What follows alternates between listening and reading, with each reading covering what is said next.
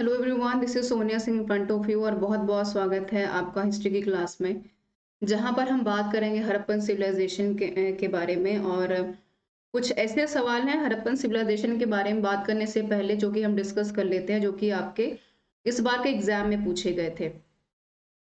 बहुत सारे सवाल इस बार रहे जो कि एग्जाम में पूछे गए, और पूछने के साथ साथ बहुत सारे स्टूडेंट्स को डाउट भी रहा कि ये सवाल गलत हैं, सही हैं या कैसे हैं। तो इन सवालों को पहले डिस्कस कर लेते हैं, उसके बाद हम आगे बढ़ेंगे। हड़प्पन सिविलाइजेशन को डिटेल में डिस्कस करेंगे। अब आप ये सोचेंगे कि हड़प्पन सिविलाइजेशन को पहले डिस्कस कर लेते हैं, पर इम्पोर्टेंट हमारे लिए सबसे ज्यादा ये है कि पहले हम ये समझ ले कि एग्जाम में सवालों को पूछने का अप्रोच क्या है, सवाल पूछे कैसे जाते हैं, ताकि कि आपको आगे भी अगर सवाल आए तो वो सवालों को सॉल्व करते हुए आपको कोई समस्या का सामना ना करना पड़े। तो अनअकैडमी की बात करेंगे सबसे पहले। तो लर्निंग प्लेटफॉर्म है, बहुत वास्ट लर्निंग प्लेटफॉर्म है जहां पर हम आपके क्वालिटी कंटेंट और बेस्ट एजुकेशन की बात करते हैं। पेपर वन पेपर टू दोनों मैं पढ़ा रही हूँ, तो यहाँ पर आप लोग मुझे ज्वाइन कर सकते हैं। पेपर वन यहाँ पर डेली बेसिस पे होता है 10:30। उसके बाद हम मिलते हैं 11 से 12 स्पेशल के ऐप पे के बैच के ऊपर। 12 से 1 क्लास होती है हमारी हिस्ट्री की पेपर टू की, और उसके बाद 1 बजे क्लास होती है मेरी प्लस के बैच की। ठीक है, तो प्लस का बैच भी आप लोग ज्वाइन कीजिए। टेलीग्राम चैनल है Sonia Singh UGC net underscore academy, तो यहाँ पर जाकर सर्च करेंगे टेलीग्राम पे तो इस नाम से यहाँ पर मैं आपको मिल जाऊंगी। और आइकॉनिक प्लस ब्रॉड कॉन्सेप्ट्स है आपके लिए। अगर इसकी थोड़ी डिटेल में भी बात कर लें तो आप देख पाएंगे कि आइकॉनिक का कोर्स परचेज करने के लिए आपको लॉन्ग टाइम बेनिफिट है, जहां पर आप 6 महीने से जो है तैयारी शुरू करके अपनी 3,000 रुपये मात्र में अपनी तैयारी को स्ट्रॉन्ग कर पाएंगे। और यहाँ पर प्लस की अगर मैं बात करूं तो यहाँ पर 3 महीने की तैयारी के लिए आपको महज 2,000 रुपये खर्च करने पड़ेंगे इनिशियल प्रिपरेशन के लिए। और इन दोनों की सबसे खास बात क्या है कि SRS10 का कोड एप्लीकेबल अगर आप करेंगे तो 10% का डिस्काउंट इंश्योर कर रही हूँ मैं अपने कोड के साथ। तो काफी ज्यादा इंपॉर्टेंट है आपके लिए। और इस इम्पोर्टेंस में बहुत कुछ भी आप ऐड कर सकते हैं, क्योंकि आपको पता है कि जो कंटेंट मेरा है उस कंटेंट से काफी हद तक आपका जो पेपर है वो बाहर नहीं जा रहा है। और इस बार भी पेपर जो आया हमने डिस्कस भी किया था, तो काफी जरूरी वो भी रहा। Live test series classes available हैं आप लोगों के लिए, और यहाँ पर मैक्सिमम बैचेस अवेलेबल है। कोई ऐसी वीडियो जो अप टू द मार्क नहीं है, फीडबैक में उसका फॉर्म है, तो आप कमेंट बॉक्स में उसका फीडबैक फॉर्म है, वहां से आप लेकर भर सकते हैं। स्पेशल क्लास आपकी फ्री ऑफ कॉस्ट है, कुछ पे नहीं करना है आपको। तो ये कब होती है हमारी? 11 से 12 रोज डेली बेसिस पे होती है। तो कमेंट बॉक्स में यहाँ पर लिंक भी है मेरा स्पेशल के क्लास का, प्लस का प्रोफाइल भी दे रखा है, तो वहां से आप लोग मुझे फॉलो कर सकते हैं। और यहाँ पर आपके लिए मेगा ऑफर चल रहा है जो काफी शानदार और बेहतर है कि आप यहाँ पर आप देख पा रहे होंगे कि अगर आप 6 महीने का कोर्स अगर फ्री लेना चाहते हैं 2021 में अनबॉक्स करने के लिए, तो कम से कम SRS10 का कोड आपको अप्लाई करना पड़ेगा यहाँ पर। तो 1 साल का कोर्स जो है आपको इजीली जो है यहाँ पर फ्री ऑफ कॉस्ट मिल जाएगा, तो काफी बेहतर चीज है आपके लिए। और यहाँ पर भी कोड है मेरा SRS10 का, तो इस कोड के लिए आप आगे जा सकते हैं। और 6 महीने का कोर्स आपको बिल्कुल फ्री दिया जाएगा। अच्छी बात है कि सिर्फ आज के लिए ही वैलिड है, तो इस मौके को मत गवाइए, काफी बेनिफिशियल आपके लिए रहेगा ये। अपकमिंग क्लासेस की अगर मैं बात करूं तो आपके लिए पेपर वन पेपर टू एक तो प्लस का बैच दोनों को दोनों लॉन्च हो चुका है। 1 महीने 20 दिन का कोर्स है हमारा पूरा का पूरा, हिस्ट्री के लिए भी साथ में पेपर वन के लिए भी।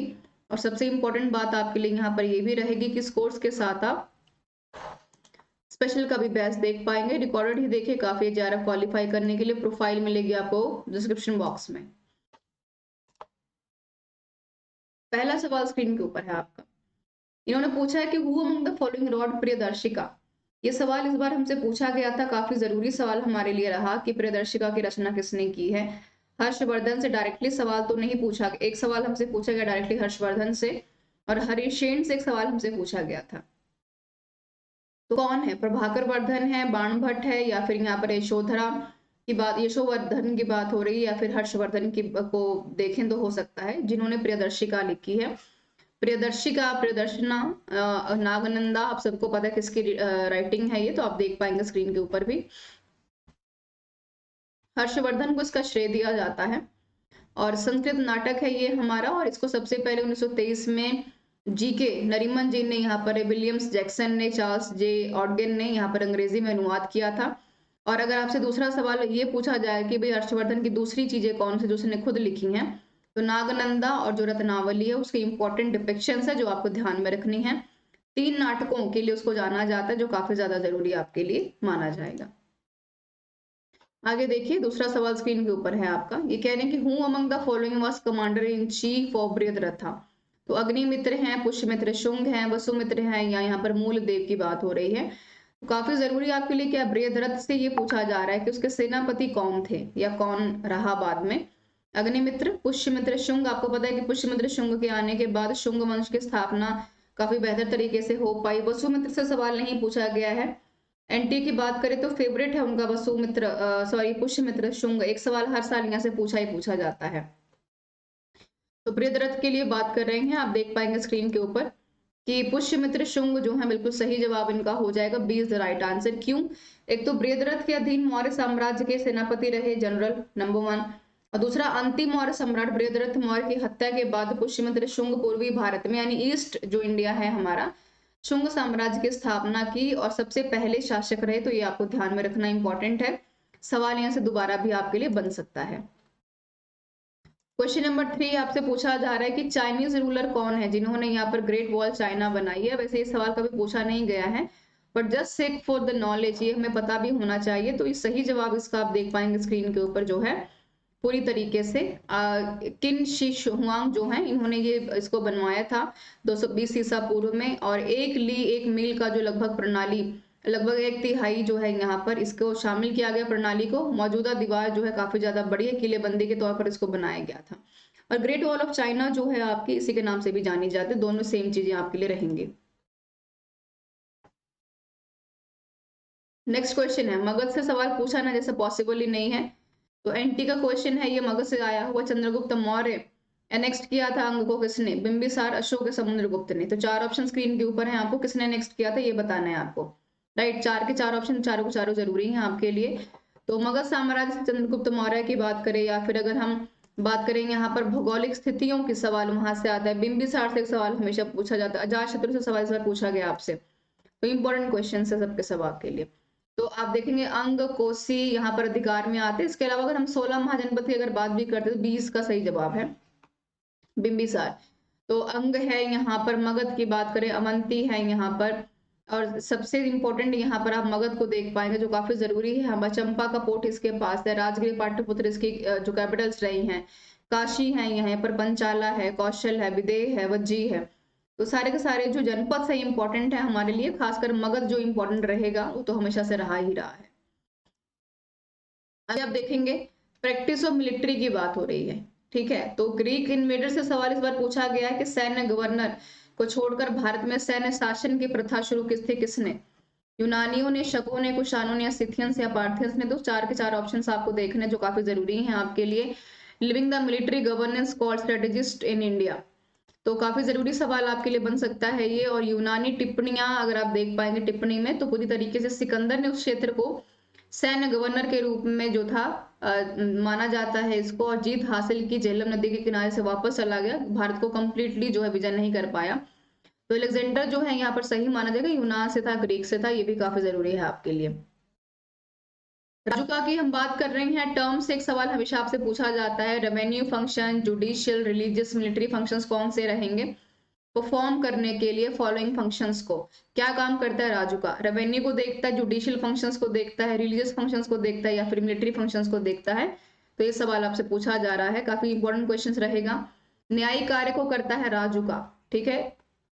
एक काफी जरूरी क्वेश्चन है, टर्म से एक सवाल हमेशा आता ही आता है, खासकर मॉडर्न पीरियड से आपका।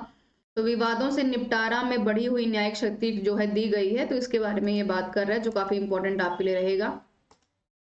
Shatapatha Brahmana, one of the favourite question of NTS. Hindu जो है टेक्स्ट एसोसिएटेड विद, किससे ये जुड़ा हुआ है? ब्राह्मण एक हिंदू पवित्र ग्रंथ है, तो किससे जुड़ा हुआ है? शुक्ल यजुर्वेद से, कृष्ण से, अथर्व से, या फिर सामवेद से? और इस बार सवाल पूछा गया था अथर्ववेद से आपकी, किसके लिए? सभा और समिति दो बहनों के रूप में कहाँ कंसिडर करते हैं? अर्थशास्त्र में करते हैं। 2017 का पीवाईक्यू से सवाल पूछा गया था आपसे, ठीक है। प्रजापति की 2 बेटियों के रूप में कंसिडर किया गया सभा और समिति को। तो काफी इंपॉर्टेंट क्वेश्चन आपके लिए रहेगा। शुल्क यजुर्वेद काफी बेहतर जवाब है इसका, पौराणिक कथाओं से जुड़ा हुआ है ये।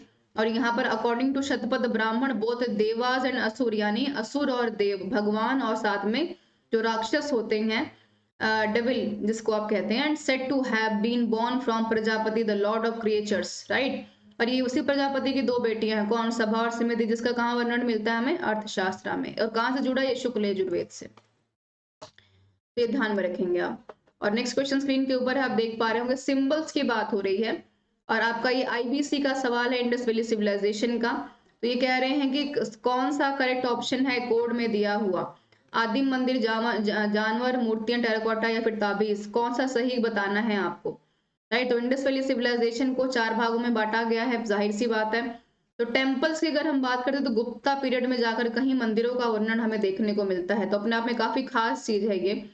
और इसका सही जवाब आपका हो जाएगा सी, विच इज 2, 3 एंड 4 एंड 5।